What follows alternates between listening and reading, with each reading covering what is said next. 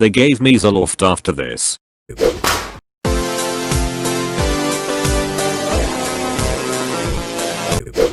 Hello there, Redditor here. Coming at you live through the power of, wait, wrong channel. Anyway, video time. Wait, I lied. If you enjoy the video, like and subscribe. Hit the bell. Blah blah. Okay, now video time. Enjoy.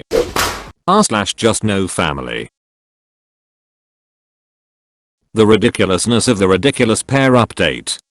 Hey guys. I'm so sorry to leave all of you hanging. Life has been a complete whirlwind. For those of you following my story, you know that I'm always prepared, but nothing prepared me for having my baby. Man, can a baby wear you out? Thank you for all of your kind and concerned messages. It really means a lot to have the support of so many people out there, and I have a lot to update you on, so settle in. My daughter was born on Diade Mutis around 7:50 am after 36 hours of labor and an emergency C-section. She spent 4 days in the NICU, but thankfully is doing well and home. She'll be 3 months on February the 1st, and she is the happiest baby I have ever seen, although I'm a bit biased. Motherhood is amazing. It exceeds all expectations I could ever have had. For a long time I was extremely worried that I would be a shiz parent because of the example my parents set. I was worried I would be lazy and grow neglectful. I worried about being impatient and snapping and taking it out on her, but that's not the way it feels.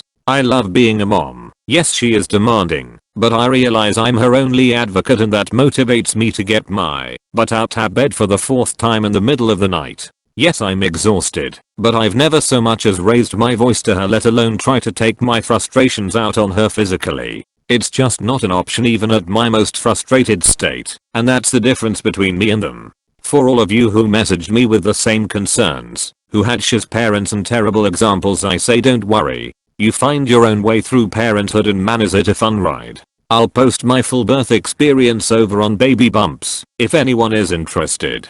My daughter brought a lot of joy to the family, but nothing compared to seeing my own granny hold her. My mom's mom and I have always been very close. My granny loved my daughter, and at Thanksgiving we took a ton of pictures that I treasure to this day. Unfortunately, 2 days after Thanksgiving my granny had a blood clot that went to her heart and died. I was and still am a bit devastated. There I was after a traumatic pregnancy, delivery, and hospital stay, barely able to walk across the room with 27 staples not yet out, and my uncle called at 2 in the morning. It was and still am in shock. My uncle, in his grief, as this was completely unexpected, asked me to contact my siblings and mom.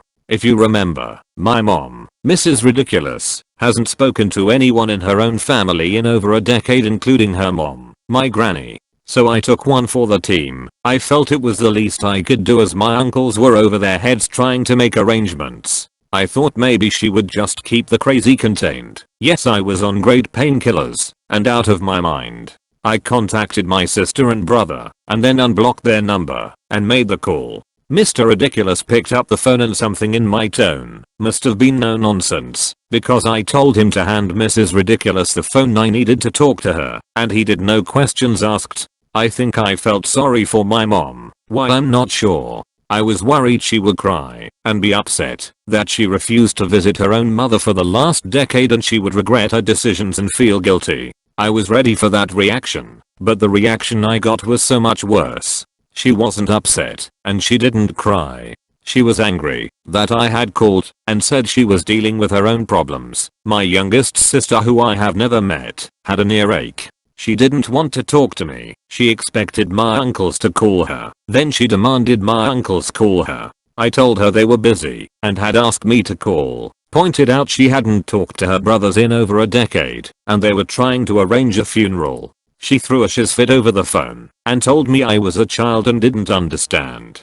She wanted an adult to call her, and that's what she expected to happen. She demanded to know where Granny was being buried, and I told her she was being cremated and scattered at sea as requested. She blew up. She went on and on about her mother never wanting such a thing, and that people who were cremated didn't go to heaven. She asked me about her will. My granny and I were extremely close and talked almost every day. She had told me in advance she was leaving my mom $1, so my mom couldn't contest the will. When I explained that to my mom, she hit the fornicating roof and screamed and yelled angry vile words. I started to cry. I was exhausted, in physical pain, and my daughter was hungry. Then she turned her anger on me. She told me to stop acting so fornicating childish. She told me I shouldn't be so sad. My mother hadn't died, hers had. She told me I was being selfish, and I should be ashamed of the way I'm acting, that I didn't have a right to be more upset that she was.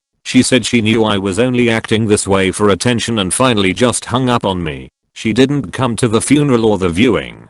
She harassed family members about going into my granny's home and taking certain items and was told no. They gave me Zoloft after this. I'm not sure if it was baby blues, traumatic birth, or the loss of my granny, but I needed the drugs to get me through. Maybe a combo of all three, but it's taken me a while to get back into the office and write this update. For that I'm really sorry. It's just been a lot. I think I'm at the point now where she can't hurt me anymore. It's taken a lot, but I'm just going to try to move on, take care of my family, and do me for a while. When she did call and harass my uncle for items out of the house, he asked her if she wanted to meet my husband or daughter, thinking maybe he could bridge a gap. She told him my baby was a bastard since I wasn't really married. She thinks since I got married in another country on the beach and not in church, my marriage isn't accepted in the eyes of God. She also considers me unmarried because my husband didn't ask for her permission. I'm just done if I wasn't before. This just reaffirms how crazy and self-seeking she is. Thanks for sticking with me through this. It's been an interesting ride. I'm still going to continue counseling because I'm starting to understand the long-term effects abuse has had on me in my life, but I'm really happy now. I have a lot to be thankful for, and I count my blessings every single day. I'll keep you guys updated should they pull some more shiz. PS. To those of you who met me saying I was making this up, and it's not true, I'd like to take the time to say fornicate you. Trolls like you who sit behind a computer screen and judge people with nasty comments are the reason people like me don't come forth and tell their stories. You are the reason abuse is kept private and make victims feel humiliated and ashamed to tell their stories. I'm not giving you any more time, so stop messaging me.